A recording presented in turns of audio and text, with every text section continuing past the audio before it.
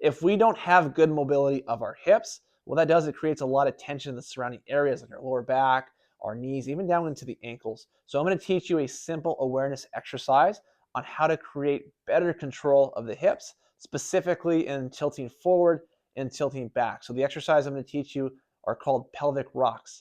Now, it's something that I see when people come in, they don't tend to have good control and they don't know how to do this exercise. So we want to break it down and teach you how to progress it. So starting off, what you want to do is we want to get into what's called our gravity line posture. So that's going to be our most neutral posture position.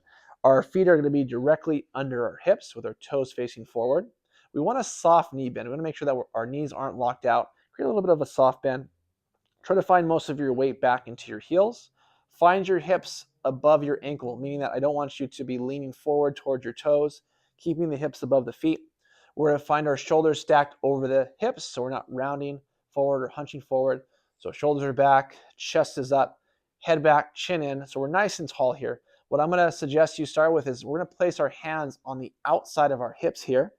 And keeping that posture that we created, what we want to do is we want to think of our hips like a bowl of water, okay? And what we're going to do is we're going to tilt that bowl forward and we want to spill the water in front of us. So we're going to tilt the hips forward.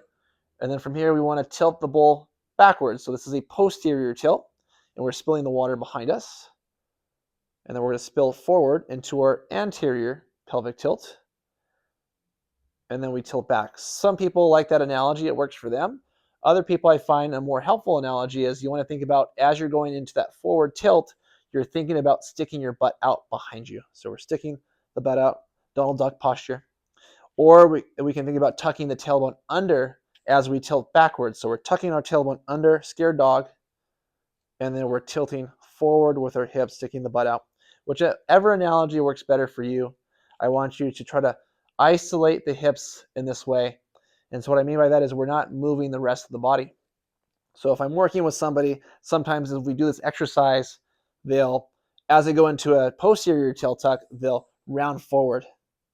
And then as they tilt back, they'll try to arch their back to create that movement because they don't know how to do that. And sometimes they're not even aware of it. So maybe you're practicing this and you're starting to notice that you're moving your head forward or you're rounding.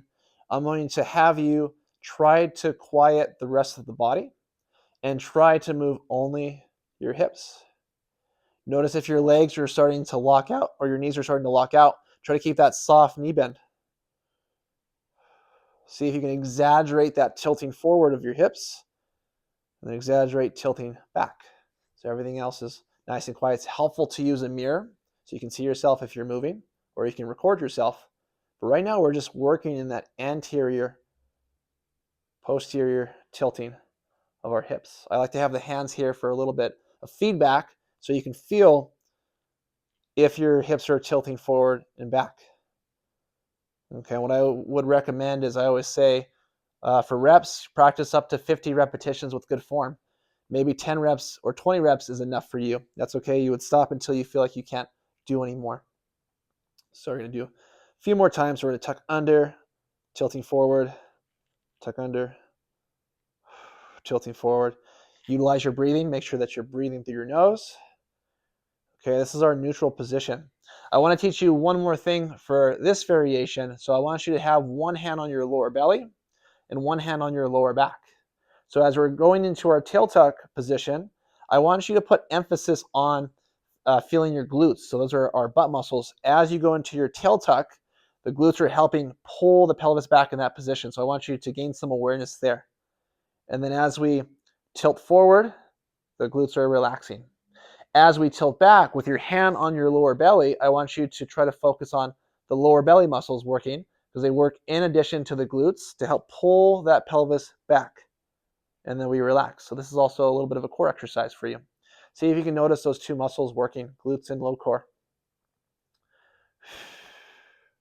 We can breathe in as we tilt forward. So if you want to incorporate the breathing, we can breathe in forward. As you breathe out, you can tilt backwards. That's a progression. As you start to get better at the tilting, see if you can add the breathing to the exercise. Okay. So that's our neutral variation. So that's number one. Okay, once you get into the hang of that, I like to change up the stance of the leg so that way we can target the different muscles around the hip. So if you want to focus a little bit more on inside thigh as well as our glutes, then we're going to go into what's called a sumo stance. So our toes are wide, our feet are wide, our toes are going to point out about 45 degrees this way. We want to get into our soft knee bend. We want our shoulders back over our hips, or head back over our shoulders. We can keep the hand on the low belly, on the low back, if you want to focus on feeling the glutes and lower core muscles working. You can have your hands here on your hips.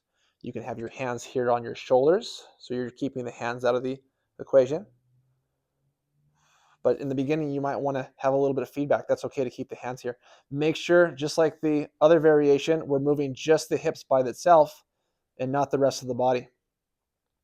For your feet, try to keep some pressure on the outside of your heels. So I don't want your arches to cave in towards the ground. We want to keep the knees back, feet out, and we're going to work here for a couple reps. Try to think about pulling up through your belt buckle. So if you had a belt buckle on, as you go into your posterior tilt, feel like you're trying to lift that belt buckle up. It's another analogy that might help you. Head back, chin in. You might feel this one a little bit differently than the first variation. And you're going to feel a lot of muscles working around your hips, inside and outside. You might get a little cramping. We work through our cramps. You want to make sure you're breathing, try to stay up tall. Okay. And then we're going to go ahead and relax that. So again, up to 50 repetitions. I like to do, if I can do 50 for the neutral position, then I can come out here and try to do another 50 for this variation. The more that you practice, the better that you're going to get at this exercise. Last variation, feet are still wide, but now we're going to work more internal rotation. So I want you to really try to point your toes in as much as you can. Okay, we're still going to keep a soft knee bend here. That's going to put more tension throughout the outside of our legs here. And we're going to go into our tall position again, and then let's work into our tail tuck. So tilt forward, tail tuck position. So we're just trying to rock our pelvis under our shoulders without moving the upper body. You're going to feel a lot more working on the outside of your hip here for this variation. And just like the other two, again, we want to work up to about 50 reps with good form. But if you're just starting out, maybe this is a little challenging for you. So you want to just stick with trying to focus on good repetitions. You can watch yourself in the mirror, and your exercise might not look like this. You might not be able to tilt back all the way, or maybe you struggle more into an anterior tilt. So you want to just practice this movement like a skill and try to get better at it. And then this is going to be a good warm-up for you prior to your exercises like your squats or your deadlifts for any lower body exercise. Okay, a couple more if you can. 3, 2, and 1, and we relax that. Good. So those are your 3 variations. Another thing that we can do is I like to teach that when standing, but there are other ways that you can incorporate this exercise. You can take a seat in a chair, or this is a stability ball. So if you find this one at home or at the gym, you can sit on the ball, and then you can work on just tilting back behind you and then tucking under, and that ball helps move your hips as it rolls under you. So that's one idea. You can sit into a normal chair and just kind of practice your rocking. One more thing is you can also do this one on the floor. So neutral position with the legs, head down, and then you want to practice tilting your pelvis backwards, tucking your tailbone under your hips, and then tilting forward. I would use this one for my beginners who have a really hard time standing up and doing the pelvic tilt. And we can just practice the movement on the ground until they get a sense on how to move that for themselves. But this is a great exercise to do, whichever one that you do. And I encourage you to get really good at it. You should have that control of your pelvis, and you're going to feel yourself moving better in your exercises. Enjoy.